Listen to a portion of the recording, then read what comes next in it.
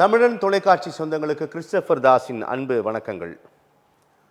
இன்றைய அரசியல் அரங்கம் நிகழ்ச்சிக்காக நம்முடன் அகில இந்திய மருதநாயகம் மக்கள் கட்சியின் தலைவர் திரு தமிமுன் அன்சாரி நம்முடன் இணைந்திருக்கிறார். அவரோடு அவரின் கட்சியின் செயல்பாடுகள், தமிழக அரசியல் களம், 2026 சட்டமன்ற தேர்தலை நோக்கி அனைத்து கட்சிகளும் தங்களுடைய செயல்பாடுகளை துவக்கி இருக்கக்கூடிய நிலையில் அகில இந்திய மருதநாயகம் மக்கள் கட்சியின் செயல்பாடு என்ன, அவர்களின் இலக்கு, தேர்தல் களத்தில் அவர்களின் செயல்பாடு, கூட்டணி உள்ளிட்ட பல்வேறு விவகாரங்கள் நாம் பேசலாம். வணக்கம் தோழர். வணக்கம். நலமாக இருக்கீங்களா? நல்லா இருக்கு.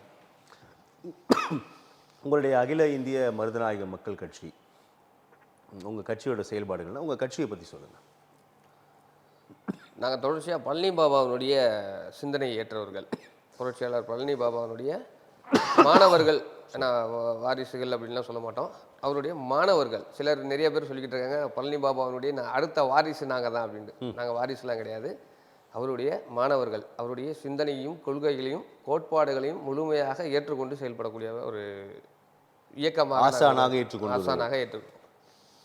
அப்போ வரலாறு சார்ந்து பார்க்கும் பொழுது வரலாற்றில் மறைக்கப்படக்கூடிய தலைவர்களை நம்ம வெளிக்கொண்டு வரணும் அப்படின்னு ரொம்ப ஆய்வு செய்து பார்த்ததில் மாவீரன் முகமது யூசுப் கான் சாஹிப் இங்கு அன்று அழைக்கப்படும் மருதநாயகம் அவருடைய வரலாறு மறைக்கப்பட்டுக்கிட்டே இருந்துச்சு. அப்போ அவர் பேரில் ஒரு அமைப்பு உருவாக்குவோம். அப்போது நம்மளுடைய ஒடுக்கப்பட்ட, பிற்படுத்தப்பட்ட, தாழ்த்தப்பட்ட, சம உரிமை இழக்கப்பட்ட மக்களின் அரசியல் அதிகாரத்தை பெறுவதே நம்ம ஒற்றை இலக்கு அப்படின்ற ஒரு அந்த கோட்பாடை முன்வைத்து இந்த அரசியல் அமைப்பாக உருவாக்கப்பட்டது. 2018 மருதநாயகம் பேரவையாக உருவாச்சு. 19 மருதநாயகம் கான் சாஹிப் பேரவையாக மாற்றினோம். அப்புறம் நாளடைவில் மருதநாயகம் கான் சாஹிப் மக்கள் பேரியக்கமாக இருந்துச்சு. கட்சியாக மாற்றி அகில இந்திய மருதநாயக மக்கள் கட்சியாக மாற்றி ஒரு ஆண்டுகள் ஆகுது. ஏன்னா கட்சியாக இருந்தால் மட்டும்தான் தேர்தலை நோக்கி நகர முடியும். அப்போ நம்ம மக்கள் சார்ந்து வேலை செய்யணும் அப்படின்றதுக்காக கட்சியாக மாற்றி ஒரு வருஷமாக வேலை செஞ்சுக்கிட்டு இருக்கோம். சமூக பணிகள், சமுதாய பணிகள் இரண்டுமே வேலை நடந்துக்கிட்டு தான் இருக்குது.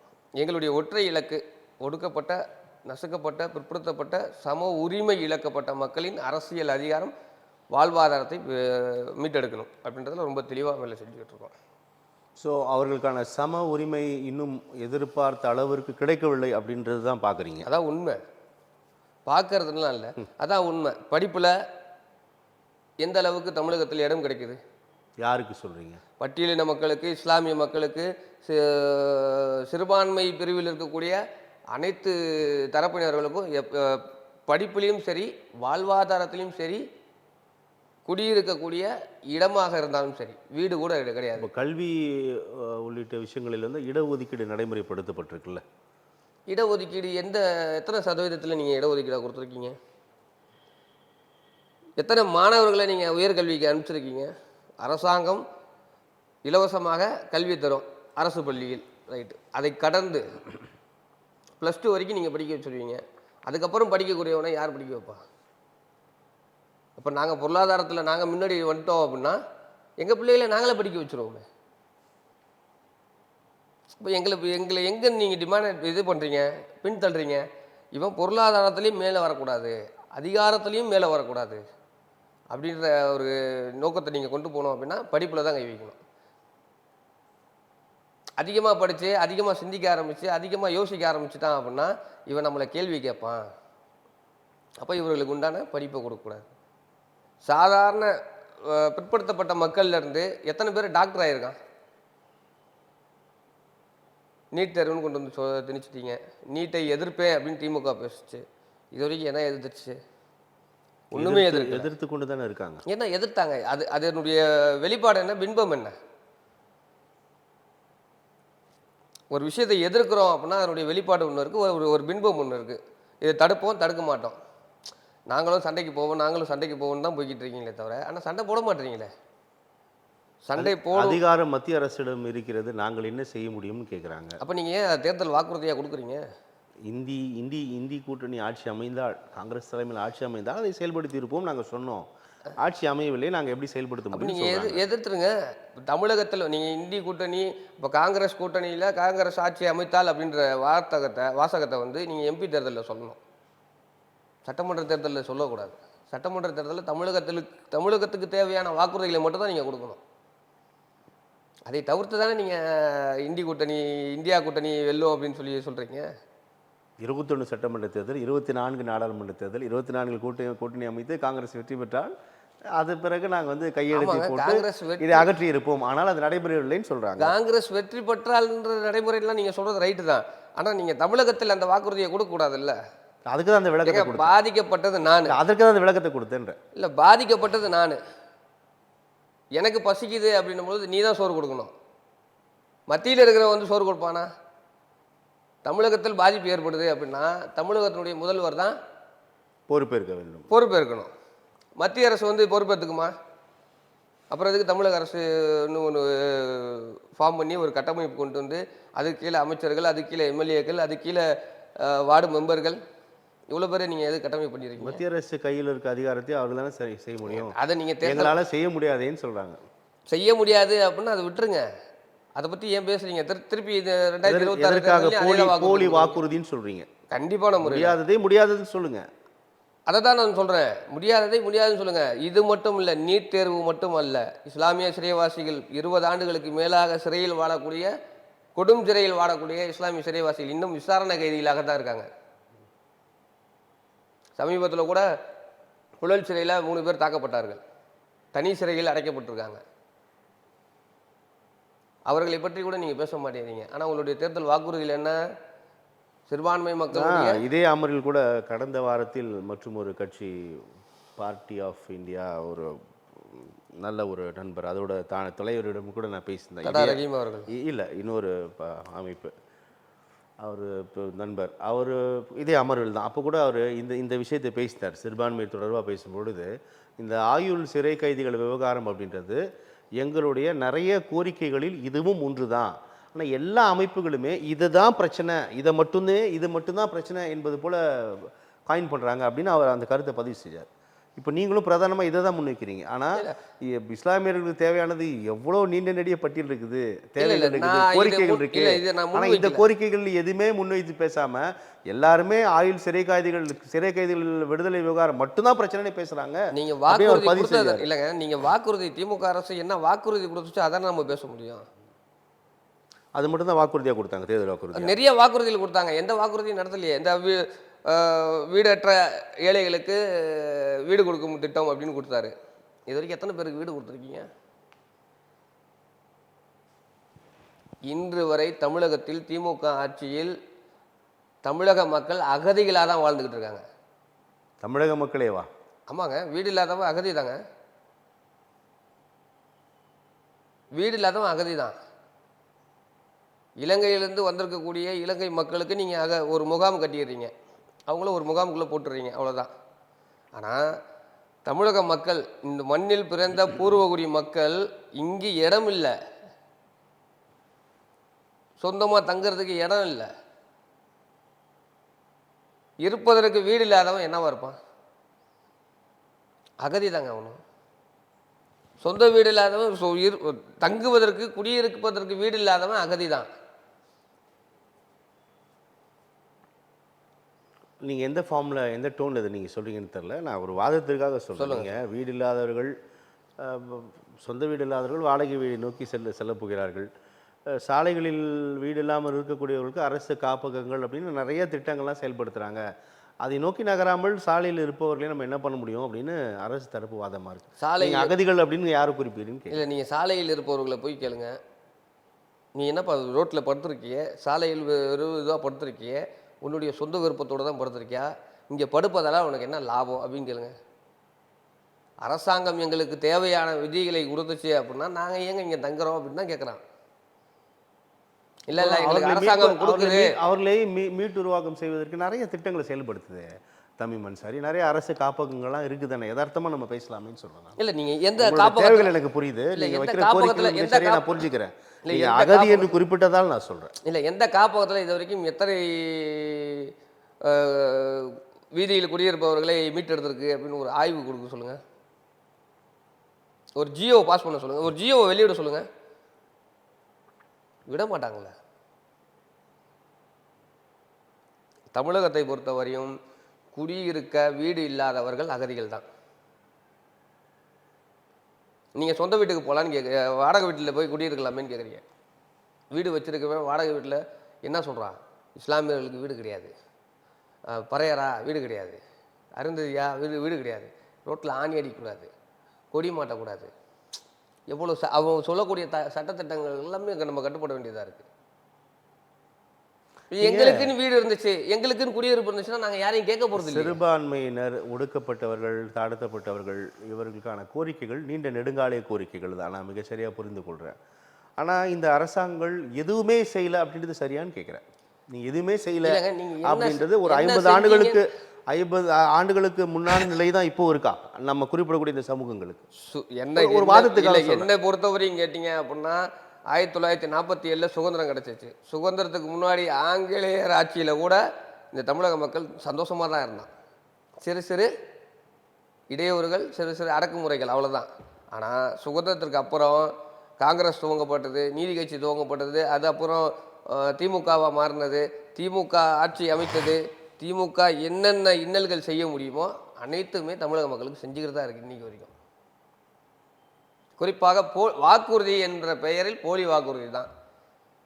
அக்கா கனிமொழி அவர்கள் ஓப்பனாக சொன்னாங்க, இங்கே இளம் பெண்கள் தாலி எடுத்து நிற்கிறாங்க, நாங்கள் ஆட்சி அமைத்தோம் என்றால் மதுபான கடைகளை மூடிவிடுவோம். எப்படி மூடுறாங்கன்னு கேளுங்க, நான் கண் கூட பார்த்தேன். மின்பக்கம் இருக்கக்கூடிய கதவை மூடிட்டு பின்பக்கம் திறந்துடுறாங்க. நெடுஞ்சாலைகளில் சொல்கிறீங்க? நெடுஞ்சாலையும் சரி, ஊர்லேயும் சரி.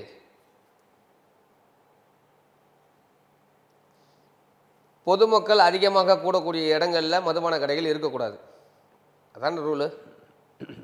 இதே திண்டுக்கலுக்கு வாங்க, பொதுமக்கள் அதிகமாக கூட இடங்கள் அப்படின்னு இல்லை விதிமுறைகள். பள்ளிக்கூடம், வழிபாட்டு தலங்கள் ஒரு 100 மீட்டருக்குள்ளே இருக்கக்கூடாது. நான் திண்டுக்கல்ல பேருந்து நிலையம் இருந்தால் முன்ன பின்ன இருக்கலாம். பேருந்து நிலையத்திலேயே இருக்கு மதுபான கடை. பேருந்து நிலையம், பேருந்து நிலையத்தை சுற்றி இருக்கக்கூடிய இடங்களில் மதுபான கடை இருக்கு. நான் காட்டுறேன், என்கிட்ட ஆவணம் இல்லை. அது மறுப்பதற்கு இல்லை. சென்னையில் கூட நிறையா டிஸ்டர்ப்டு, மிகப்பெரிய ஒரு தொந்தரவாக இருக்கக்கூடிய பகுதிகள் நிறையா தான் இருக்குது, அதெல்லாம் மறுப்பதற்கு இல்லை. பூரண மதுவிலக்கை நோக்கி நகர வேண்டும் அப்படின்னு இரு கட்சிகளையும் பேசுகிறாங்க. ஆனால் ஆட்சி அதிகாரத்தில் வந்ததுக்கப்புறமா செயல்படுத்தலை அப்படின்னு செயல்படுத்தவே கிடையாது. இப்போது சிறுபான்மை மக்களோட கோரிக்கைகள், அதான் நீங்கள் எதுவுமே செய்யலை, 50 ஆண்டு, அதாவது சுதந்திர இந்தியாவிற்கு முன்னான நிலை தான் இப்போ தொடருதுன்றீங்க. 2025 இருக்கிறோம், நிறைய கட்சி அமைப்புகள் உருவாகிடுச்சு, ஆளும் கட்சியோடு கூட்டணி வைக்கிறாங்க, குறைந்த சட்டமன்ற உறுப்பினர்களாக ஆட்சி அதிகாரத்தில் பங்கு பெறுகிறார்கள். ஆமாம், இவங்கெல்லாம் வளம் வந்து கொண்டு இருப்பதை நம்ம பார்க்குறோம். மீண்டும் எதுவுமே பண்ணல எப்படி புரிஞ்சுக்கலான்னு கேட்குறேன். இல்லை சார், என்ன பண்ணியிருக்காங்கன்னு சொல்லுங்கள். ஒரு தேர்தல் வாக்குறுதி ஒன்றுமே செய்யலையே. சிறைவாசிகள் விடுதலை பேசுனீங்க, அது செய்யலை. மதுபான கடைகளை மூடுவோன்னு சொன்னீங்க, அது செய்யலை. நீட் தேர்வை நிப்பாட்டுவோன்னு சொன்னீங்க, அது செய்யலை. வீடு இல்லா ஏழைகளுக்கு வீடு வழங்கப்படும் நீங்கள், அது செய்யலை.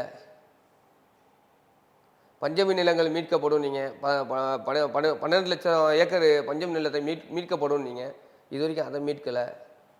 சாதிவாரி கணக்கெடுப்பு எடுக்கப்படும் நீங்க, இது வரைக்கும் அது சொல்லாததை செய்திருக்கிறார்கள். பெண்களுக்கு உரிமை வழங்கி இருக்கிறார்கள். எத்தனை பெண்களுக்கு வருது? நான் முதல்வன் திட்டத்தில் மாணவர்களை படிக்க வைத்திருக்கிறார்கள். பெண்களுடன் முதல்வன் அப்படின்னு வீட்டிற்கே அரசு சேவைகளை வழங்கி கொண்டிருக்கிறார்கள். இதெல்லாம் நீங்க ஏற்றுக்கொள்ள மாட்டீர்களா? என்ன 1000 ரூபாய் கொடுத்தா 1000 ஏங்க மாசம் 1000 ரூபாய் நீங்க கொடுத்துட்டீங்க அப்படின்னு குடும்பம் ஓடிடுமாங்க? குடும்பம் நடத்திடுவாங்க. வாக்குறுதிகள் சொன்னீங்க, இந்த வாக்குறுதிகள் சொல்லாததை கூட செய்திருக்கிறார்கள், வாக்குறுதிகள் செய்திருக்கிறோம் அப்படின்னு சொல்றாங்க. நீங்கள் மாதம் 1000 ரூபா ஒரு பெண்ணுக்கு ஒரு குடும்பத்துக்கு கொடுத்துட்டீங்க அப்படின்னா குடும்பத்தில் 6 பேர் இருக்கான், 6 பேர் 1000 ரூபாய் தின்றுவானா? மக்களை ஏமாற்றக்கூடிய திட்டங்கள் இதெல்லாம். குறிப்பாக பெண்களை முட்டாளாக்கக்கூடிய திட்டங்கள் இது. குடும்பத்தில் இருக்கக்கூடிய பெண்களை பொறுத்தவரை என்னன்னு கேட்டிங்கன்னா 1000 ரூபா வருது அப்படின்னா நம்ம குடும்பத்தை பார்த்துக்கலாமே அப்படின்னு ஒரு தாட்டில் தான் போவாங்க, அந்த ஒரு எண்ணத்தில் தான் இருப்பாங்க எப்பயுமே. ஏன்னா அவர்களுடைய உலகம் என்பது தன்னுடைய குடும்பம் மட்டும்தான். 1000 ரூபா வருது அப்படின்னா அந்த குடும்பத்தை பார்த்துக்கோங்க. நீங்கள் அந்த 1000 ரூபா கூட எத்தனை பெண்களுக்கு கொடுத்துருக்கீங்க? எத்தனை குடும்பங்கள் வந்திருக்கு? நான் சொந்தமாக இருக்கக்கூடிய வார்டிலே நலத்திட்டங்களா இதை ஏற்றுக்கொள்ளவில்லை. இதெல்லாம் நீங்க நலத்திட்டங்களா ஏற்றுக்கொள்ள மாட்டீங்களா? இதை எப்படிங்க நலத்திட்டமா ஏற்றுக்குவீங்க? எங்ககிட்ட இருந்து கொள்ளை அடிச்ச காசை நீங்க எங்களுக்கு தான் கொடுக்குறீங்க. டிவி கொடுத்தாரு, அப்புறம் அம்மா ஃபேனு மிக்சி கொடுத்தாங்க, இப்படியே தான் போய்கிட்டு இருக்கு. பொதுமக்கள் உங்களிடம் கேட்டாங்க, நாங்கள் கேட்டோமா இலவசம் கொடுங்க ஐயா, இல்லை எப்பயாவது உங்ககிட்ட வந்து தட்டு எடுத்துட்டு வந்து நின்ற கேட்கவும் இல்லை, ஆனால் வேண்டாம் என்று சொல்லவும் இல்லையே, வாங்கிக் கொள்கிறோமே. வேணாம் தாங்க நாங்கள் சொல்கிறோம், வாங்கி கொள்வோன்ற இல்லை, நீ கொடுக்குற நான் வாங்கிக்கிறேன் அவ்வளோதான். நீ கொடுக்காத, ஏன் கொடுக்குற, எதுக்காக கொடுக்குற, நீ என்னை ஏமாத்துறதுக்காக நீ கொடுக்குற. அப்போ நான் எப்படி புரிஞ்சுக்கிறேன், என்கிட்ட இருந்து ஏமாத்திட்டுறேன்னு தானே, அப்போ நான் உங்ககிட்ட இருந்து வாங்கிக்கிறேன், அவ்வளோதான். கான்செப்டே அவ்வளோதான். பல பெண்களிடம் பேசியிருக்கேன், எப்போ அவங்கள்ட்ட அவங்ககிட்ட இல்லாத காசா கோடி கோடியாக கொள்ளையடிச்சு வச்சுருக்காங்க, கொடுக்கட்டும், கொடுத்ததை நாங்கள் வாங்கிக்கிறோம், அவ்வளோதானே. ஸோ அந்த மனப்பான்மையில் தான் அதை வாங்கிக்கிறாங்க. மொத்த பெண்களும் அந்த மனப்பான்மையில் தான் இருக்காங்க. இதில் பாதி பேருக்கு வேற வரல. 100% பெண்களில் 20% பெண்களுக்கு மட்டும் தான் கொடுக்கப்படுது, 80% பெண்களுக்கு கொடுக்கப்படலை.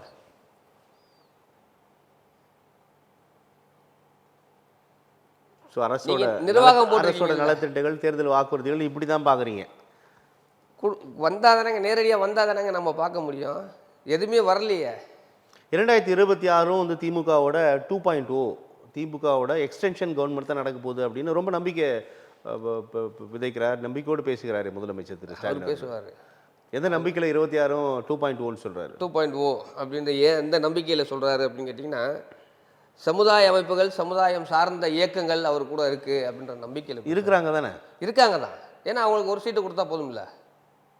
சமுதாயத்தையும் சமூகத்தையும் கொண்டு போய் அடமான வைப்பதற்கு ஒரு சீட்டு கொடுத்தா போதும். ஒரு சீட்டு தான் அதிகபட்சம். பார்த்தீங்கன்னா முட்டி மோதுனீங்கன்னா 2 சீட்டு கொடுப்பாங்க. அந்த 2 சீட்டை வாங்கி நீங்கள் எத்தனை இளைஞர்களை நீங்கள் படிக்க வச்சுருக்கீங்க, எத்தனை இளைஞர்களுடைய வாழ்வாதாரத்தை பெருக்கியிருக்கீங்க, எத்தனை இளைஞர்களுடைய இதை அடுத்தடுத்த நகர்வுக்கு நகர்த்தியிருக்கீங்க. ஒன்றுமே இல்லை. உங்களுக்கு தேவை 2 சீட்டு. நான் இந்த சமுதாயத்தை சார்ந்தவன், இந்த சமூகத்தில் வாழ்கிறவன், என் பின்னாடி இவ்வளோ கூட்டம் இருக்குது. 4 வருஷமாக எந்த கூட்டமும் நடத்தலை யாரும். 2024 வரைக்கும், 2021, 2, 3, 4 வருஷம் எந்த கூட்டமும் நடத்தலை யாரும். மாநாடு நடத்தலை யாரும், பொதுக்கூட்டம் நடத்தலை யாரும். ஆனால் 2026 வரப்போகுது அப்படின்னு இனிமே எத்தனை அமைப்புகள், எத்தனை கட்சிகள் மாநாடு நடத்துது.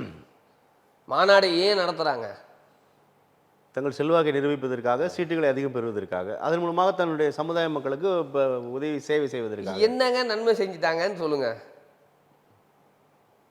எதுவுமே செய்யல, எந்த நன்மையுமே கிடையாது. நான் என்ன கேட்குறேன், சாதாரணமாக ஏற்கனவே சிறுபான்மையினருக்கு அல்லது குறிப்பிட்ட இஸ்லாமியர்களுக்கு சட்டமன்றம் மற்றும் நாடாளுமன்றங்களில் உரிய பிரதிநிதித்துவம் வழங்கப்படவில்லை. 20-22 பேர் கொடுக்கணும், ஆனால் 2-3 பேர் தான் இருக்கிறாங்க. இந்த இடத்தில் மீண்டும் அவங்க என்ன பண்ணுறாங்கன்னா அப்போ ஒன்றுமே இல்லாமல் பரவாயில்லையான்னு கேட்குறேன். ஒன்றுமே இல்லை. நானே கேட்குறேன், நீங்கள் எல்லாம் ஒரு அணியாக சேருங்க. எத்தனை இஸ்லாமிய அமைப்புகள் இருக்குது, எத்தனை தலித் அமைப்புகள் இருக்குது, எத்தனை அருந்ததி அமைப்புகள் இருக்குது, நீங்கள் எல்லாம் ஒரு கூட்டாக சேருங்க. உங்களுடைய டிமாண்டை முன்னாடி வைங்க. காகிதம் இல்லத்தை அந்த ஸ்டாண்டை வந்து தெளிவாக செஞ்சார். காகிதம் இல்லத்தினுடைய இதில் வந்து 27 எம்எல்ஏக்கள் இருந்தாங்க. எப்படி இருந்தாங்க 27 எம்எல்ஏக்கள்? தன் சமூகத்தினுடைய பிரச்சனைகளை அங்கே உள்ளே கொண்டு போய் சட்டமன்றத்தில் வைக்கும் பொழுது அவர்களுடைய குரல் அதிகமாக ஒலித்தது. அவ்வளவு எம்எல்ஏக்கள் இறுதியாக இருந்தது அப்போது தான். அதோட 12, இப்போ 4, 2ல் வந்து நிற்குதா? எனக்கு தெரிஞ்சு 4, 3, 2, 4க்கு மேலே ஏறல. 4 பேர் கத்துறது எப்படி இருக்கும்? அது அமைப்புகள், சமுதாயத்தில் இருக்கக்கூடிய சிக்கல்கள் பிளவுகள் தானே காரணம். அதே அரசியல் கட்சிகள் பயன்படுத்தி நீங்க என்ன சொல்றேன், நீங்க பிரச்சனை இங்க நம்ம கிட்ட தானே இருக்கு. நீங்க அரசியலாக, கொள்கைகளாக ஒவ்வொரு திட்டங்களும் ஒவ்வொருத்தர் வேலை செய்றீங்க, ரைட்டு. தேர்தல் காலங்களில் காகிதம் இல்லத்து கூட அப்படி தான் இருந்தாங்க. அவருடைய சிந்தனை வேறு, அவருடைய கொள்கைகள் வேறு அப்படின்னு சொல்லி அவருடைய இலக்கை நோக்கி நகர்ந்துக்கிறார். ஆனால் தேர்தல் காலங்கள் வரும் பொழுது தன் சமுதாயத்துக்கு தேவையான வேலைகளை செய்யணும் அப்படின்றதுக்காக அனைவரையும் அரவணைச்சார். எல்லாம் வா, ஒரு கூட்டம் நிற்போம், நம்ம போய் இத்தனை சீட் டிமாண்ட் பண்ணுவோம் அப்படின்னு சொல்லி 27 சீட் வாங்கினார். நீங்கள் அதையே செய்ய மாட்டேங்கிறீங்க அப்படின்ற. எஸ்டிபி இருக்குது, தமுமுக இருக்குது, தௌஹீத் ஜமாத் இருக்குது, அதுக்கு கீழே தமிம் அன்சாரி இருக்காப்புல, ஹைதர் அலி இருக்காப்புல, ஐயுஎம்எல் இருக்குது, எல்லாம் எவ்வளோ இருக்குது. நீங்கள் ஏன் ஒரு கூட்டம் நிற்க மாட்டேங்கிறீங்க? உங்களுக்குள்ள என்ன பிரச்சனை? நம்ம கூட்டம் நின்னோம் அப்படின்னா இந்த கூட்டுக்கு யார் தலைமையாக நிற்கிறதுன்னு பிரச்சனை வரும் உங்களுக்குள்ள. அப்போ பிரச்சனை எங்கே? மக்கள்கிட்ட இல்லை, பிரச்சனையே உங்ககிட்ட தான். அதிகாரத்தில் யார் இருக்க போகுது என்பதுதான் பிரச்சனை. அதுதான் பிரச்சனை. அப்போ வந்து நீங்கள் மக்களுக்காக வேலை செய்ய வரலையே. முதன்மைப்படுத்திக்கணும், தன்னை அதிகார மையத்தில் நிப்பாட்டிக்கணும், அவ்வளோதான். இல்லை அப்படித்தானே இந்த மாதிரி அமைப்புகள் ஒன்றிலிருந்து 6-7 பெருகுகிறது. அப்படிதான் பிரியுது, யதார்த்தம் அதானே. அப்படிதான் பிரியுது, அப்படிதான் பிரிஞ்சு போய்கிட்டே தான் இருக்குது. நீங்கள் ஏன் ஒன்று கூட மாட்டேங்கிறீங்க? இப்போ அண்ணன் திருமாவளவனை வந்து அடுத்த சிஎம் அப்படின்னு சொல்லிக்கிட்டு இருக்காங்க. அவர் எதனுடைய தைரியத்தில் சொல்கிறாரு? அவர் அப்படி சொல்லவே சொல்கிறாரு இல்லை, அவருடைய தொண்டர்கள் சொல்கிறாங்க இல்லையா, வருங்கால முதல்வரே அப்படின்னு கோஷம் போடுறாங்களா இல்லையா? அது எல்லாமே சொல்லுவாங்க. அவர் ரொம்ப தெளிவாக தான் இருக்காரு. அவர் தெளிவாக இருக்காரு, தெளிவாக தான் இருக்கிறார். தெளிவாக இருக்காருனாலும் அவர் எதை நோக்கி நகர்றாரு? எல்லா தலித் அமைப்புகள் இல்லை, எல்லா தலித் அமைப்புகள் கூடயும் டைஅப்ல இருக்கார். மாநாடு பொதுக்கூட்டம் அப்படின்னா எல்லா தலித் அமைப்புகளையும் கொண்டு சேர்த்துக்கிறார். இங்கே இஸ்லாமிய அமைப்புகள் எத்தனை அமைப்புகள் அந்த மாதிரி ஒன்று சேர்த்துருக்கீங்க? கட்சிகளாக இருக்கிறாங்க, கட்சிகளாக இருக்குது. அதிமுக கூட்டணியில் இருக்காங்க, தோழமையோடு இருக்காங்க, திராவிட முன்னேற்ற கழக தோழமையோடு இருக்காங்க, இன்னும் பிற கட்சிகளோட தோழமைகளை அப்படி தானே பிரிந்து இருக்கிறார்கள். தோழமைகளாக இருந்துட்டு போங்க, அதெல்லாம் பிரச்சனை இல்லை. சமுதாய பிரச்சனைகள் என்று வரும்பொழுது நீங்கள் ஏன் ஒன்று கூட மாட்டுறீங்க? இஷ்யூ பேஸாக கூட இவங்க ஒன்றிணைய மாட்டுறாங்கன்னு சொல்கிறீங்க. எப்படி வர மாட்டுறாங்களே? இப்போ நாங்களே ஒரு நிகழ்ச்சி நடத்துகிறோம், நான் இஸ்லாமியன் தான், நானே ஒரு நிகழ்ச்சி நடத்துகிறேன், ஒரு சமூகம் சார்ந்த பிரச்சனை அப்படின்னு சொல்லி ஒரு ஆர்ப்பாட்டம் இல்லை பொதுக்கூட்டம் வைக்கிறோம் அப்படின்னா, இல்லை தமுக வராது, எஸ்டிபிஐ வராது, தௌஹீத் ஜமாத் வராது. ஏன்னா நாங்கள் வேறு மாதிரி பேசுவோம். நாங்கள் அரசு திமுக அரசை எதிர்த்து பேசுவோம். அவர்கள் திமுக அரசுக்கு ஆதரவாக பேசுவீங்க. எங்ககிட்ட நேரடியாக சொல்லுவாங்க, நீ திமுக அரசை எதிர்த்து பேசுவ, அது நமக்கு செட் ஆகாது, ஏன்னா நாங்கள் மேலே கூட்டணியில் இருக்கோம். எப்போ சமுதாய பிரச்சனையை பேசுவதற்கும் ஆட்சியில் கூட்டணியில் இருப்பதற்கும் என்னப்பா சம்பந்தம்? அதை கூட நீங்கள் தெளிவாக பேச மாட்டேங்கிறீங்கல்ல. தமிழகத்தின் இப்போ பரபரப்பான அரசியல் களம் 26 நோக்கி எல்லா கட்சிகளுமே தங்களுடைய செயல்பாடை துவங்கி இருப்பதை நம்ம பார்க்குறோம். ஏறக்குறைய தேர்தல் பிரச்சாரமாக ஆரம்பித்து விட்டார்கள். குறிப்பாக திமுக ஓரணியில் தமிழ்நாடு பிரச்சார இயக்கத்தை தொடங்கிவிட்டது. எதிர்கட்சியான அதிமுக மக்களை காப்போம், தமிழகத்தை மீட்போம் அப்படின்னு ஒரு பரப்புரையை எடப்பாடி பழனிசாமி மேற்கொண்டு வருவது நம்ம பார்க்குறோம். எப்படி பார்க்கலாம் இந்த 2 முழக்கங்களையும்? 2 முழக்கத்தையும் நம்ம எப்படி பார்க்குறது அப்படின்னு கேட்டிங்கன்னா, திமுகவுடைய முழக்கம் வந்து மக்களை ஓரணியில் திரட்டுவோம். அவர் ஓரணியில் வீடு வீடாக வந்து உறுப்பினர் சேர்க்கையில் ஈடுபடுறது நம்ம பார்க்குறோம். வீடு வீடாக அது ஏமாற்றணும்னா வீடு வீடாக தான் போய் தான் ஆகணும். அதனால் திமுகவினுடைய ஓரணியில் சேர்ப்பு அப்படின்றது சாத்தியம் இல்லை. ஓரணியில் தமிழ்நாடு அப்படின்றது ஓரணியில் தமிழ்நாடுன்றது நீங்கள் சாத்தியமே இல்லையே. எனக்கு அதில் உடன்பாடே இல்லை. திமுகவினுடைய அந்த திட்டங்கள், அந்த கொள்கை வரையில் வந்து எனக்கு உடன்பாடே கிடையாது. ஏன் உடன்பாடு இல்லை உங்களுக்கு? அவர்கள் மீது நம்பிக்கை. ஓரணியில் திமுகன்னு சொல்லி, ஓரணியில் தமிழ்நாடு தானே? ஆமாங்க, தமிழ்நாடு தான். என்னையும் உங்களையும் உள்ளடக்கியே தானே தமிழ்நாடு. தமிழ்நாடு தான். நீங்கள் அதை எப்படி ஓரணியில் நீங்கள் தமிழ்நாடை கொண்டு வருவீங்க? யாருக்கு எதிராக ஓரணி அப்படின்னு புரிஞ்சுக்க மாட்டீங்களா நீங்கள்? நீங்களே சொல்லுங்கள். அதை நீங்கள் தெளிவுபடுத்தணும்ல. நீங்கள் மொட்டையாக ஒரு கண்டென்ட் மட்டும் போட்டுறீங்க, ஓரணியில் தமிழ்நாடு. அது கீழே கண்டென்ட் வரணும்ல. எதற்காக அந்த தமிழ்நாடு, ஓரணியில் தமிழ்நாடு எதற்காக, யாரை எதிர்த்து, பாஜகவுக்கு எதிராக அப்படின்னு நீங்கள் புரிஞ்சுக்கூடாதா? நான் எல்லாமே நானே புரிஞ்சுக்கணும் அப்படின்னா நீங்கள் ஏங்க பேர் வைக்கிறீங்க? நீங்கள் அதிமுக பாஜகவுக்கு எதிராக நீங்கள் வைக்கிறீங்க? வேற எப்படி இருக்கும்னு நினைக்கிறீங்க? நீங்கள் சிறுபான்மை மக்களுக்கும் பிற்படுத்தப்பட்ட மக்களுக்காக மட்டும்தான் நீங்கள் ஓரணியில் தமிழ்நாடுன்ற திட்டத்தைவே உள்ள திணிக்கிறீங்க அப்படின்றது தான் நான் நினைக்கிறேன். ஏன்னா அவருடைய வாக்கு இந்த வாட்டி உங்களுக்கு தேவை. எப்போதுமே தேவை தானே. இந்த வாட்டி அவங்களுக்கு தேவை, எப்பொழுதுமே தேவை அப்படின்றத விட இந்த வாட்டி இப்போ கூடுதலாக தேவை. ஏன்னா 2026 நீங்கள் எப்படியும் வருவீங்களான்றதே கன்வே கிடையாது. அப்போ 2.0 உள்ள திணிக்கிறாங்க. இல்லை, இது என்ன ஸ்ட்ராட்டஜிக்கலாக உங்களுக்கு கை கொடுக்கும்னு நீங்கள் சொல்றீங்க? உங்கள் வாதத்தின் அடிப்படையில் நான் புரிஞ்சுக்கிறேன். ஓப்பனாக சொல்லணும் அப்படின்னு கேட்டிங்கன்னா, எந்திரம் படம் பார்த்துருப்பீங்க. அதுக்கப்புறம் அது நல்ல பெரிய வெற்றி. அது மாதிரி தான் 2021 தேர்தலில் ஒரு திமுக வெற்றி, அமோக வெற்றி அப்படின்னாங்க. சிறு கால இடைவெளிகள் விட்டு 2.0 அப்படின்னு சங்கர் அவர்கள் தான் படம் எடுத்தார். அது எந்த லெவலில் வெற்றியில் போச்சு? அந்த மாதிரி தான் இந்த 2.0. இதுக்கெல்லாம் வாய்ப்பு 2.0க்கு வாய்ப்புன்றது கம்மி தான். மக்களை காப்போம் தமிழகத்தை மீட்போம் அப்படின்னு எதிர்க்கட்சி தலைவர் மேற்கொண்டு வரக்கூடிய சுற்றுப்பயணம் அதை எப்படி பார்க்குறீங்க? மக்களை காப்போம் தமிழகத்தை மீட்போம் அப்படின்ற முழக்கத்தை முன்வைத்திருக்காரு, அதை எப்படி பார்க்குறீங்க? மக்களை காப்போம் தமிழகத்தை மீட்போம், எனக்கு அது யாரிடமிருந்து மக்களை காப்போம், யாரிடமிருந்து தமிழகத்தை மீட்போம்ன்ற கேள்வி அது கேள்வி இருக்குல்ல, அந்த கேள்வி இருக்குல்ல. யாரிடமிருந்து மக்களை காப்போம், யாரிடமிருந்து தமிழகத்தை மீட்போம். நீங்கள் பிஜேபி கூட கூட்டணி வச்சுருக்கீங்க, ஆனால் இது அதுலேயே 2 நிலைப்பாடு இருக்குது உங்ககிட்ட. முதல் அறிக்கையாக வந்து பாரதிய ஜனதாவுடன் கூட்டணி வைப்போம் அப்படின்னு இருக்கீங்க.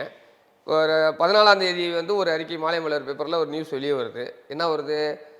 அதிமுக வந்து பாஜகவுடன் கூட்டணி கிடையாது, இந்த தேர்தலை தனித்து நிற்கும் அப்படின்னு பேப்பரில் நியூஸ் வருது. அவங்களுடைய நிலைப்பாடு என்னன்றதே ஒன்றும் தெரியலையே.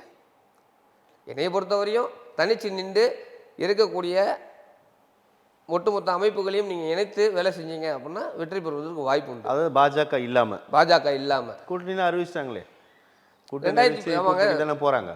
முதல் வந்து 10ஆம் தேதி என்னமோ கூட்டணியோடு அறிவிச்சாங்க. அதுக்கப்புறம் இப்போ கூட்டணி என்ன சொல்கிறாரு? திமுக பாஜகவோடு கூட்டணி வச்சப்போ அது வந்து மக்கள் ஆதரவு கட்சி இல்லை மக்கள் வாத கட்சி, இப்போ அதிமுக கூட்டணி வச்ச மட்டும் மதவாத கட்சியா அப்படின்னு எடப்பாடி பழனிசாமி கேட்குறாரு. எப்படி பார்க்குறீங்க இதை? அது அவங்க எப்படி பார்க்குறதுன்னு கேட்டிங்கன்னா, பாஜக மக்களுக்கான கட்சியா மதவாத கட்சியா? நீங்கள் சொல்லுங்கள். பாஜக மக்களுக்கான கட்சியா மதவாத கட்சியா? நீங்கள் தான் சொல்லணும். மதவாத கட்சி தான். அப்போ மதவாத கட்சிகளோட நான் கூட்டணி நான் போய் சேர்றேன் அப்படின்னா நான் என்னவாவேன்? கொள்கை வேறு கூட்டணி வேறு தான் சொல்கிறார்ல. கொள்கை வேறு கூட்டணி வேறு அந்த களத்தில் என்னவா நிற்கிறீங்க? எலெக்ஷனுக்கான ஒரு அலைன்ஸ் தாங்க. ஆனால் உங்கள் கொள்கையில் நீங்கள் நிற்கிற போகிறீங்க, என் கொள்கையில் நான் நிற்கிறேன், அதை போட்டு என் குழம்பிக்கிறீங்கன்னு கேட்குறாங்க. கொள்கை வேறு கூட்டணி வேறு அப்படின்னு நீங்கள் சொல்கிறீங்க இல்லையா? களம் காணும் பொழுது என்னவாக நிற்பீங்க? என்னவா நிற்பாங்க? அதிகார மையத்தை நோக்கி நகரணும் தான் நிற்பீங்க. அப்போ அதிகார மையத்தை நோக்கி நகரணும் அப்படின்னா நீங்கள் மதவாதத்தை உள்ளே இழுத்துக்குவீங்க. இழுக்க மாட்டோம்னு சொல்கிறாங்களே. வரும், எப்படி வராமல் போவோம்? வந்துடும்ல. இல்லைங்க, வந்துடும், நடக்கும், அதெல்லாம் வந்த பிறகு ஏற்கனவே நடந்துச்சா இல்லை? ஏற்கனவே நடந்துச்சா இல்லையா? என்ன நடந்துச்சு தமிழ்நாட்டில்? என்ன நடந்துச்சு? அதிமுக கூட்டணியில் இருக்கும் பொழுது தான் பாபர் மசூதி இடிச்சாங்க. ஏன் அப்போ நீங்கள் குரல் கொடுத்துருக்கலாம்ல? எங்களுடைய தமிழகத்தில் வந்து இத்தனை இஸ்லாமியர்கள் இருக்காங்க, இத்தனை சதவீதம் இஸ்லாமிய மக்கள் இருக்காங்க, இவர்களுக்கெல்லாம் இது வந்து உடன்பாடு கிடையாது, நீங்கள் அதை நிப்பாட்டுங்க அப்படின்னு நீங்கள் சொல்லியிருக்கணும்ல. அப்போ நீங்கள் சொல்லலைல்ல. பாபர் மசூதி இடிச்சிங்க, ராமர் கோயில் கட்டினீங்க, அது ஓட்ட சொல்ல தான் இருக்குது, ஒழுகுது. இல்லை, அது அதிமுகவோட ஒற்றை பிராந்திய கட்சியோட எதிர்ப்புனால அது பாபர் மசூதி இடிக்கப்படாமல் இருந்திருக்கும் அப்படின்னு நினைக்கிறீங்களா? எதிர்ப்பு என்பது வேறு, ஒரு பிராந்திய கட்சியோட எதிர்ப்பால் குறைஞ்சபட்சம் உங்களுடைய எதிர்ப்பையாவது தெரிவிச்சிருக்கணும்ல. நீங்க எதிர்ப்பே தெரிவிக்கலன்னு தானே நான் சொல்றேன். இப்போ பாஜகவோட கூட்டணி இல்லாம இருந்தீங்க அப்படின்னா அதிலிருந்து பாடம் கற்றுக்கொண்டிருக்க மாட்டார்களா? சரி, அந்த நிகழ்வுலேருந்து இவங்க பாடம் கற்றுக்க மாட்டாங்களா? இப்போ அதே நிலைப்பாடில் தான் இருப்பாங்கன்னு எப்படி சொல்றீங்க? ஒன்றும் அந்த நிலைப்பாடில் தான் இருக்காங்க. பாடம் கற்றுருந்தாங்க அப்படின்னா அவர் எடப்பாடி அவர்கள் தெளிவாக சொல்லியிருப்பார். எம்பி தேர்தலில் 2024 எம்பி தேர்தலில் தனித்து தான் தனித்து இருந்தாங்கல்ல. ஏன் அதே நிலைப்பாடை நீங்கள் 2026 எடுக்க மாட்டீங்க? உங்களுக்கு உண்டான அமோக ஆதரவு கிடைச்சிச்சா இல்லையா? 2024 எம்பி தேர்தலில், நாடாளுமன்ற தேர்தலில் உங்களுக்கு உண்டான அமோக ஆதரவு ஒரு இடம் கூட வெற்றி பெற முடியவில்லையே.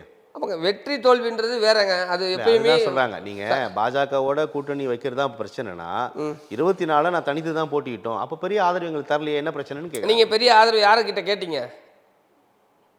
யாரை வேலை செய்ய விட்டீங்க?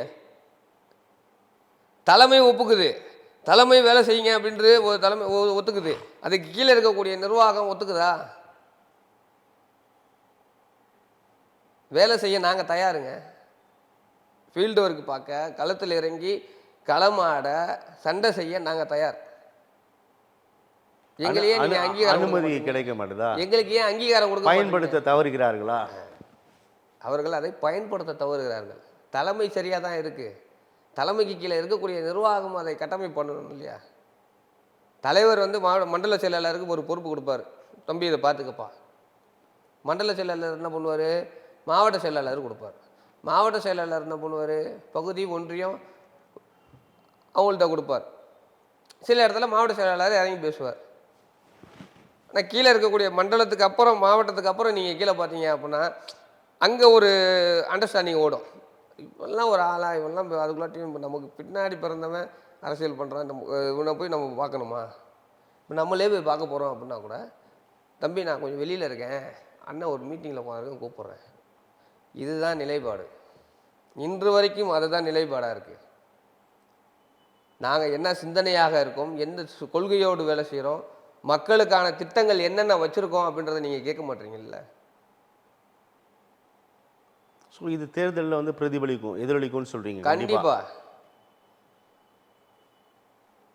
ஏங்க நீ கீழே இருக்கக்கூடிய நிர்வாகம் எல்லாரையும் அரவணைச்சு தன்னுடைய திட்டங்கள் என்ன, நம்ம இந்த இதெல்லாம் பண்ணலாம், இதெல்லாம் பண்ணக்கூடாது அப்படின்றத ஒரு வரையறை போட்டு ஒரு திட்டம் போட்டால் தான் மேலே இருக்கிறவனுக்கு அங்கே ஒரு ஆதாயம் பண்ண முடியும். மேலே இருக்கிறவர் சொல்லிட்டாரு, கீழே இருக்கிற வேலை செய்யலை அப்படின்னா என்ன பண்ணுவீங்க? மேலே இருக்கிறவர் கீழே வந்து வேலை செஞ்சுட்டு இருப்பார்.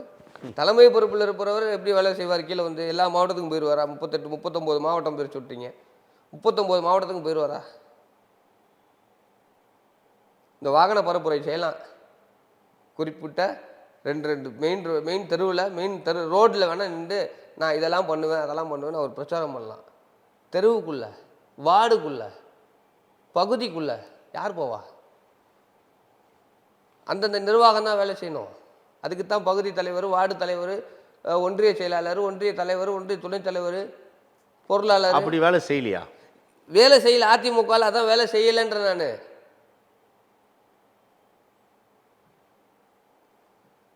அந்த மாதிரி வேலை செஞ்சிருந்தாங்க அப்படின்னா திண்டுக்கல் நாடாளுமன்ற தொகுதியில் வந்து நெல்லை முபாரக் அவர்கள் வெற்றி பெற்றிருப்பார்.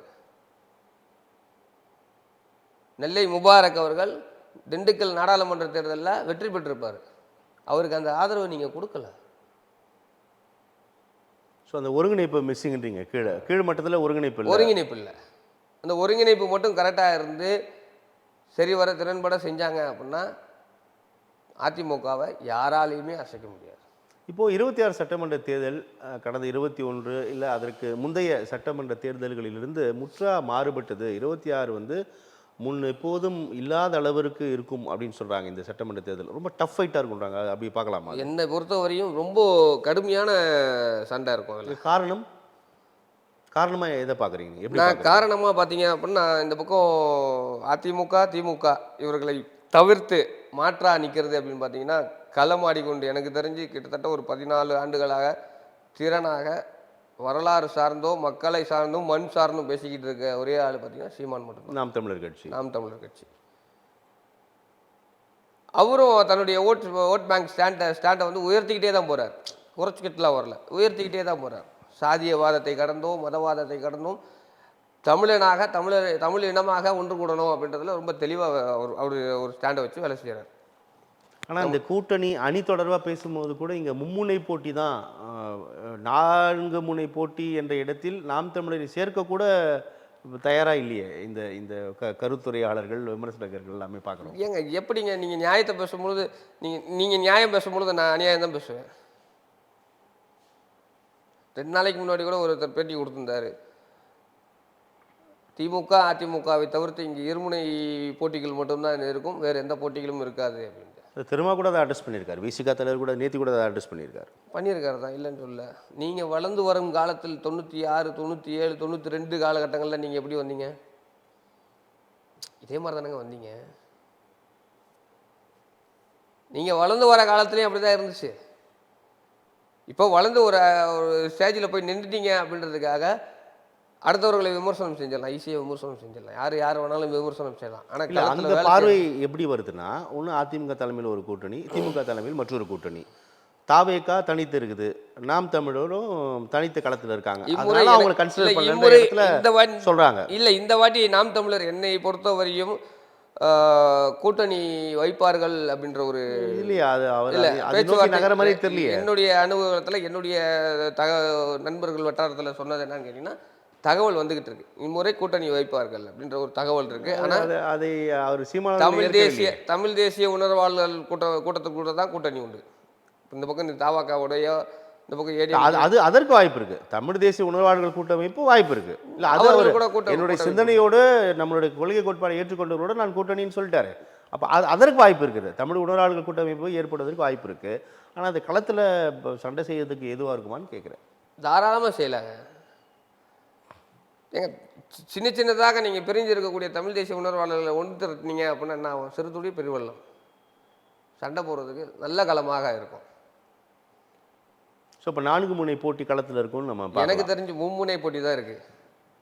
தாவைக்கா நீங்கள் கன்சிடர் பண்ணலாம். அதில் அது கணக்கு. ஏன்னா ஃபஸ்ட்டு கோட்பாடு என்னன்னு கேட்டிங்கன்னா அதில் தலைவர் யாருன்ற கேள்வி நமக்கு இருக்குது. பெரும் அதிர்வை ஏற்படுத்துவார் விஜய் அப்படின்லாம் சொல்கிறாங்களேங்க. எனக்கு எங்கள் கேள்வி அதிர்வெல்லாம் ஏற்படுத்துட்டுங்க. படத்தில் பஞ்சு டைலாக் சொல்லலாம். களம்னு இருக்கு இல்லையா, மக்களை சந்திக்கணும், மக்கள்கிட்ட குறை கேட்கணும். ஆர்ப்பாட்டத்துக்கு வந்துட்டாரு, 10 நிமிஷம் நின்று ஓட்டாரு, 3 நிமிஷம் பேசியிருக்காரு. நான் சொன்னது காரை விட்டு இறங்கி மேலே ஏறுற வரைக்கும் அந்த 1.5 நிமிஷத்தை சேர்த்துக்கிட்டேன். 3.5 நிமிஷம் தான் பேசுனார். நீங்களே சொல்கிறீங்க எப்படி முன்னே போய்? ஒவ்வொரு தலைவருக்குமே வேறுபடும்ல. பேசி பேசி ஆட்சி பிடித்த தமிழகம்.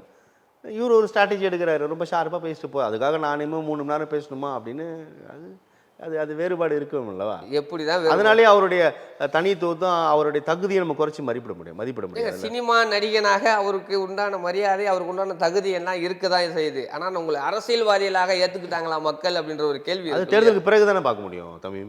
அது தேர்தலுக்கு பிறகு வாக்குகள் எவ்வளோ வாங்கியிருக்காரு அப்படின்றதுக்கு அப்புறம் தானே பார்க்க முடியும். வாக்கு சதவீதம் டிசைட் பண்ண வாக்கு சதவீதம் என்பது எப்போ வேணாலும் யாருக்கு வேணாலும் எங்கே வேணாலும் மாறும். இப்போ என்னுடைய வார்டை பொறுத்தவரையும் நான் 4வது கவுன்சிலரை நிற்கும் பொழுது, வீட்டில் மனைவி நிற்க வைக்கும் பொழுது 4வது இடத்துல வந்தோம். சரிங்களா? இந்த வாட்டி நிற்கும் பொழுது 3வது இடத்துக்கு வந்திருக்கோம். ஒவ்வொரு முறை களம் என்பது மாறும். தேர்தலினுடைய ரிசல்ட் என்பது மாறும். ஆனால் நம்ம என்னவா இருக்கோம், நம்ம மூஞ்சி பிராண்டுன்னு ஒன்று சொல்லுவாங்க இல்லையா, அடையாளம். அந்த அடையாளம் என்னவா மக்களுக்கு மத்தியில் நீங்கள் பண்ணியிருக்கீங்க? மக்களை நீங்கள் எத்தனை வாட்டி தேடி பார்த்துருக்கீங்க? இப்போ தான் 2 வருஷம் கூட முடியலைங்க. 2வது ஆண்டில் தானே அவர் இப்போ பயணித்து கொண்டிருக்கிறார். ஆமாங்க. அதுக்குள்ளே எங்களுக்கு அதுதான் கேள்வியே. தலைவர் விஜயா அல்லது புருஷலியானந்தா? ஏன் அந்த கேள்வி வருது உங்களுக்கு? யார் எந்த ஸ்டாண்ட் எடுக்கிறீங்கன்னு தெரிய மாட்டேங்குது. என்ன அப்படி மாறுபட்ட ஸ்டாண்ட் என்ன எடுக்கிறாங்க? விஜய் அவர்கள் ஒரு அறிக்கை கொடுக்குறாரு, அதை அப்படியே கொண்டு வந்து வெளியில் புருஷலியானந்து வேறு அறிக்கை கொடுக்குறாரு. இப்போ தலைவர் யார்? அறிக்கை என்பது யார் விடணும்? கட்சி சார்ந்து, கொள்கைகள் சார்ந்து அறிக்கை என்பது யார் விடணும்? தலைவர் தான். தலைவர் விடணுமா? இப்போது பொதுச் செயலாளர் விடுவாரா? தலைவர் தான் விடணும். இப்போ எல்லாமே தலைவர் ஒரு விஷயத்தை பதிவு பண்ணுறாரு, அதுக்கப்புறம் பொதுச் செயலாளர் வந்து ஒரு விஷயத்தை பதிவு பண்ணுறாரு. நீங்கள் எத்தனை கட்சிக்குள்ள அந்த அந்த அந்த இணக்கம் சரியாலன்னு சொல்கிறீங்க? ஆமாம், இணக்கம் சுத்தமாக இல்லை. 2வது நீங்கள் மாவட்டமே ஒன்றும் போடலை, நிர்வாக அமைப்பு இன்னும் கட்டமைப்பு பண்ணலை. பொதுச் செயலாளர் போட்டிருக்கீங்க, கொள்கை பரப்பு செயலாளர் போட்டிருக்கீங்க, பொருளாளர் போட்டிருக்கீங்க, அவ்வளோதான். மாநிலத்தில் பொறுப்பு போட்டிருக்கீங்க, அவ்வளோதான். மண்டலம் போட்டிருக்கீங்களா? இல்லை. மாவட்டம் முழுமையாக போட்டிருக்கீங்களா? பகுதி போட்டிருக்கீங்களா? ஒன்றியம் போட்டிருக்கீங்களா? வார்டு போட்டிருக்கீங்களா? நகரம் போட்டிருக்கீங்களா? எதுவுமே இல்லை. இதெல்லாம் போட்டு அவங்க சுதாரித்து செயல்படுறதுக்கு கொஞ்சம் ப்ரீத்திங் டைம் வேணும்ல. இயல்பாகவே அதுக்கு உண்டான காலகட்டங்கள் நம்ம எடுக்க வேண்டியது இருக்குது. எனக்கு தெரிஞ்சு கிட்டத்தட்ட ஒரு 3 ஆண்டுகளாவது நீங்கள் நிர்வாக கட்டமைப்பில் வேலை செய்யணும். குறைந்தபட்சமாக 3 ஆண்டுகளாவது களத்தில் இருக்கணும். அந்த நிர்வாகத்துக்கு உண்டான பொறுப்புகளை கொடுக்கணும். எந்தெந்த வேலைகள் செய்யணும், எந்தெந்த வேலைகள் செய்யக்கூடாது, நம்மளுடைய திட்டங்கள் என்ன, நம்மளுடைய கொள்கைகள் என்ன, கோட்பாடுகள் என்ன அப்படின்றத நீங்கள் கிளாஸ் எடுக்கணும். கிளாஸே எடுக்க மாட்டேங்கிறீங்க, ஒன்றுமே இல்லை. எங்கள் மாவட்டத்தில் மாவட்ட செயலாளர் யாருன்ற கன்ஃபியூஷன்லேயே இருக்கும்.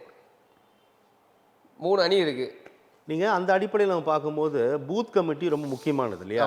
அப்படின்னா அதிமுக திமுக தவிர யாருமே பெரிய பூத் கமிட்டி ஸ்ட்ராங் இல்லையா? அப்போது எப்படி அதை நம்ம புரிஞ்சுக்கலாம்? இல்லை, நீங்கள் எப்பயுமே ஒரு பிராண்டே பண்ணிக்கிட்டு இருக்கீங்க. அதிமுக திமுக அதிமுக திமுக யதார்த்தம் தானே. நாம் தமிழர்ல நீங்க பூத் கமிட்டி இல்லைன்னு நினைக்கிறீங்களா? முழுவதுமா இருக்கா? 68,000 பூத் கமிட்டிகள் இருக்கா? நாம் தமிழருக்கு பூத் கமிட்டி இருக்கா? அழகா வச்சிருக்காங்க. இல்லை, தமிழகம் முழுமைக்கும் நாம் தமிழருக்கு பூத் கமிட்டி இருக்கு. அதை நீங்க வெளிப்படுத்த மாட்டாங்க யாரும். அவர்களுடைய வேலை திட்டங்கள் என்ன, அந்த வேலை திட்டங்களை பார்த்துட்டு போயிட்டே தான் இருக்கு. பூத் கமிட்டிலாம் நாம் தமிழருக்கு இல்லாமலாம் இல்லை. நாம் தமிழருக்கு முழுமையாக பூத் கமிட்டி இருக்கு. அதுக்காக நீங்க நாம் தமிழர் ஆதரவாளர்னு சொல்லாதீங்க. இவர்கள் இருவருக்கும் மாற்றா வரணும் அப்படின்னு பார்த்தீங்கன்னா நாம் தமிழரை நம்ம குறிப்பிடலாம் அப்படின்றத நம்ம சொல்கிறோம். ஸோ தாவைக்கா வந்து ஒரு பவர்ஃபுல் ரோலாக நீங்கள் கன்சிடர் பண்ணல? தாவேக்காவை நான் உண்மைதான் ஒரு ஆளும் 15% வாக்குகள் வாங்குவார், 20% வாக்குகளை வைத்திருக்கார் அப்படின்லாம் நிறைய அரசியல் விமர்சகர்கள் ஊடகங்கள் பங்கேற்று பேசுவதை நம்ம பார்க்குறோமே. அதில் எந்த 15 அந்த கருத்தில் எதுலையும் உங்களுக்கு உடன்பாடு இல்லையா? எனக்கு அதில் உடன்பாடே கிடையாது. நீங்கள் களத்தில் என்ன வேலை செஞ்சுருக்கீங்கன்றதானங்க மக்கள் பார்ப்பாங்க. நீங்கள் நடிகனாக இருந்து அரசியலுக்கு வந்துட்டீங்க. இதே தான் விஜயகாந்தும் பண்ணார். ஆனால் நடிகனாக இருக்கும் பொழுது விஜயகாந்த் மாநில கட்சியிலிருந்து தேசிய கட்சி வரை விஜயோட வருகைக்காக காத்திருக்குது அப்படின்னு சொல்கிறாங்களே. இதே தான் விஜயகாந்துக்கும் சொன்னாங்க. ஆனால் விஜயகாந்த் அவர்கள் என்ன பண்ணார்? அவர் சினிமாவில் நடித்து கொண்டு இருக்கும் பொழுதே மக்கள் பணிகள் செய்தார், மக்கள் தொடர்பில் இருந்தார், மக்கள் தொடர்பை ஏற்படுத்திக்கிட்டார். நீங்கள் என்ன மக்கள் தொடர்பை ஏற்படுத்திக்கிட்டீங்க? தாவேக்கா மக்கள் தொடர்பை எப்படி ஏற்படுத்திக்கிச்சு? விஜயகாந்த் அவர்கள் ஏற்படுத்தின மக்கள் தொடர்பு அவரை எதிர்க்கட்சி தலைவராக அமர்த்துச்சு. உண்மைதானே அது? அதாங்க இப்போதான் ஆர்ப்பாட்டத்தை ஆரம்பிச்சிருக்கிறார். இன்னும் அடுத்து சுற்றுப்பயணம் மேற்கொள்ள இருக்கிறார். சமீபத்தில் மக்களோட கனெக்ட் ஆவார். போன வாரத்தில் நடந்த ஆர்ப்பாட்டம் ஏதோ சேதம் அடைஞ்சிச்சு அப்படின்னு சொல்லி அதுக்கு நாங்கள் பொறுப்பேற்றுக்கிறோம்னாரு. ஒரு கூட்டத்தை சரிவர ஒரு திறனாக இரண்டாவது நடத்த முடியல. மாநாடு அறிவிச்சிருக்காங்க மதுரையில் அறிவிச்சிருக்காரு. அதுவும் விஜயகாந்த் அவருடைய பிறந்தநாள் அன்று நினைக்கிறேன் நான். இல்லை, நீங்கள் மக்களோட இன்னும் ஆரம்பிக்கலன்னு சொன்னீங்க, அதுக்காக சொல்ல சார். மாநாடு யார் வேணாலும் நடத்தலாங்க. இப்போ என்கிட்ட ஒரு கோடி ரூபா கொடுத்தீங்க அப்படின்னா நான் பிரம்மாண்டமாக மாநாடு காட்டுவேன். அந்த மாநாடை என்னவாக நீங்கள் ஆர்கனைஸ் பண்ணுறீங்கன்னு தானே கேள்வி இருக்குது. மாநாடு எப்போ வேணாலும் யார் வேணாலும் நடத்தலாம். பழனி பாபா கூட தான் சொன்னார், பழனி பாபா கூட தான் பண்ணார். ஒரு 60 எரும மாட்டை கூட்டிகிட்டு வந்து கட்டி மாநாடு நடத்துகிறேன்னாரு. மாநாடெல்லாம் நடத்தலாம், யார் வேணாலும் நடத்தலாம். அவர்கள் பேசக்கூடிய கருத்து என்ன, அவர்கள் எதை நோக்கி நகர்றாங்க அப்படின்ற கேள்வி இருக்குல்லங்க. மக்கள் தொடர்பு என்ன, உங்களுக்கும் மக்களுக்கும் என்ன தொடர்பில் இருக்கீங்க நீங்கள்? தமிழக வெற்றி கழகமும் மக்கள் தொடர்பும் என்னவா இருக்கு? ஒன்றுமே இல்லை. ஸோ மக்களோட இன்னும் அவர் கனெக்டே ஆகலைன்னு சொல்கிறீங்க. அவர் இன்னும் வேலை செய்ய வேண்டியது இருக்குன்ற நான் பொறுத்திருந்து பார்க்கலாம். அந்த தமிழ் அன்சாரி அடுத்தடுத்த நகர்வுகள் எப்படி போக போகிறது. 26 சட்டமன்ற தேர்தலில் இன்னும் பல மாதங்கள் இருக்கிறது. நிறைய விஷயங்கள் நம்ம தொடர்ந்து பேசலாம். இன்றைய உங்களுடைய வருகைக்கும் கருத்து பகிர்வுக்கும் மிக்க நன்றி. நன்றிங்க.